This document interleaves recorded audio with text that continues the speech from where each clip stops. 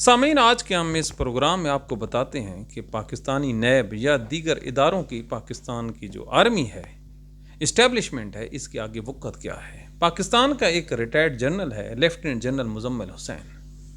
یہ موصوف جو ہیں واپٹا کے چیئرمین رہے ہیں۔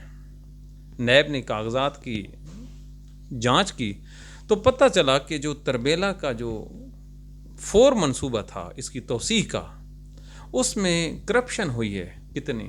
ذرا دل پہ ہاتھ رکھیے اور ساری رات حساب کرتے رہیے۔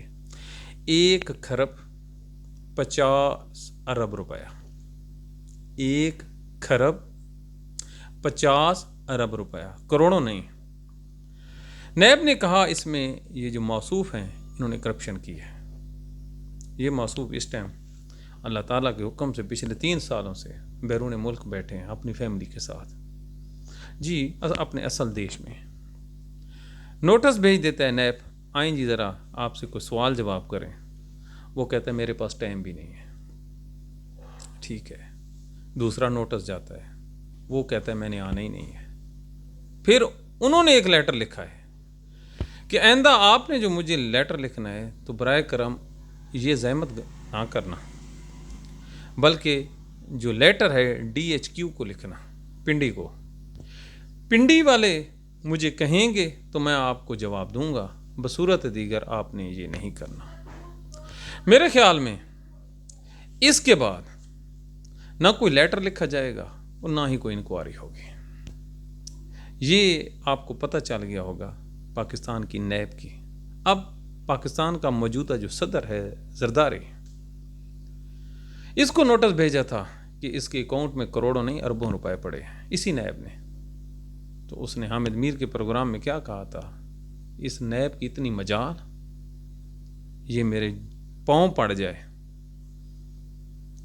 یہ کوئی اور اس کو ہلا رہا ہے۔ فوج اور سویلین دونوں اس کی نظر میں نیب کی کتنی اہمیت ہے یہ ڈاکومنٹڈ ہے۔ لیکن اسی نیب نے عمران خان کو ایک گھڑی توشہ خانہ کی، ہوئے ہوئے پاکستان میں اس سے زیادہ قیمتی کوئی گھڑی ہو ہی نہیں سکتی۔ میرے خیال میں وہ جو گھڑی تھی 1 کھرب اور 50 ارب روپے سے زیادہ مالیت کی تھی۔ اسی لیے ہائی کورٹ کے شیشے توڑے گئے، ویگو ڈالے منگوائے گئے، 150 کے قریب جو پولیس یا رینجر کے اہلکار تھے انہوں نے سابق وزیر اعظم کو جس طرح گرفتار کیا تھا، کسی نے یہاں سے پکڑا ہوا ہے، کسی نے یہاں سے پکڑا ہوا ہے، کسی نے پیچھے شلوار سے پکڑا ہوا ہے، کسی نے قمیض سے پکڑا ہوا ہے، کسی نے واسکٹ کو پکڑا ہوا ہے، کسی نے گردن سے دبوچا ہوا ہے، دنیا کے ٹیلی ویژن نے دیکھا۔ تو یہ پاکستان کا جو ہے حالات ہیں۔ اب ان حالات میں اگر کوئی یہ کہے کہ پاکستان میں سارے معاملات اچھے جا رہے ہیں تو اچھے نہیں جا رہے ہیں۔